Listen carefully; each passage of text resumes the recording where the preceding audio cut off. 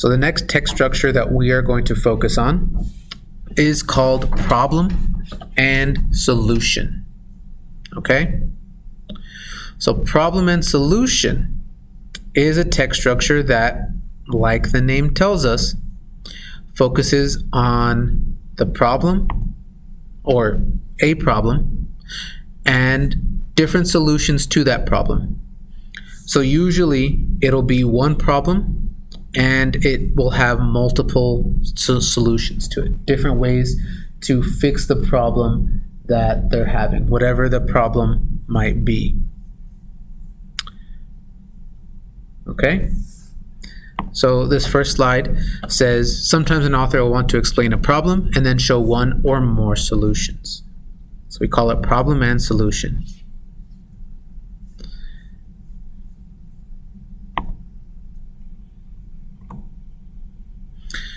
So an example of that is like this paragraph.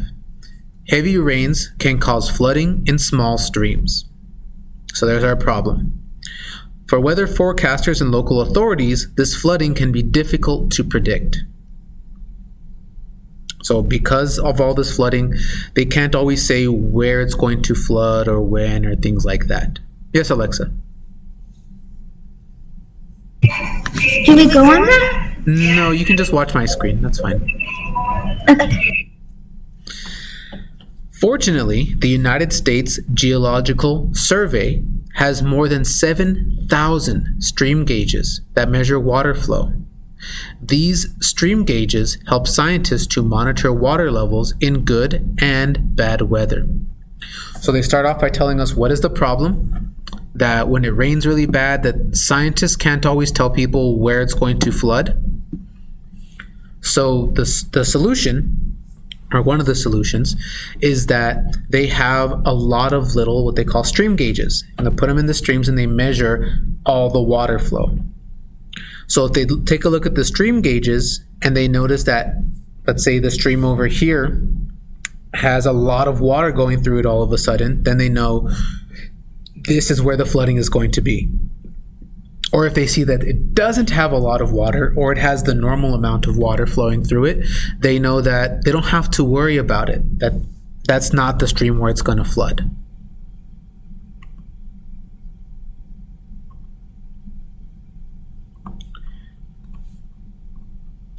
Okay, so problem and solution, the two biggest keywords, or the two things that'll really let you know, is if you see the word problem and solution. So sometimes they might put it like in a sentence. They might say one major problem, or the problem with this is.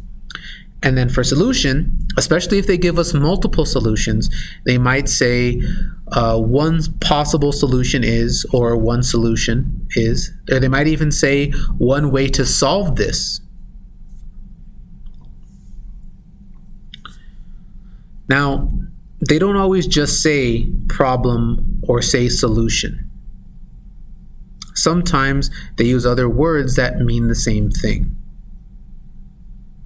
They have, like this one, they have synonyms for problem include difficulty, struggle, uncertainty, worry, threat, and trouble. Synonyms for solution include possibility, hope, bright spot, answer, or future. So let's take a look at this paragraph here, and we'll see if we can find out what the problem is. Brown marmorated stink bugs have caused many problems since they were accidentally introduced to North America. They damage fruit, bother people, and harm crops. Scientists are trying to find a solution. One promising possibility is a species of wasp that originally comes from Asia. This wasp is a predator of stink bugs. Scientists hope that this wasp could solve the stink bug problem. So, what is the problem in this paragraph? What problem are they trying to figure out? Jadine? So how to get rid of stink bugs? Okay, how to get rid of the stink bugs, because they're causing lots of issues, right? Yeah. Okay, so they're trying to figure out ways to get rid of the stink bugs. And the solution is bringing these hornets to because they feed on them. Okay, so not hornet, but a wasp. Very close, but you're right. They decide, Yeah. hey, if the wasp eats the bug, why don't we bring in the wasp? Yeah. And that's not a bad idea. Because then if the wasps are eating the bugs, there'll be less of them to cause problems. Okay? So problem and solution is the text structure that we're going to focus on for today.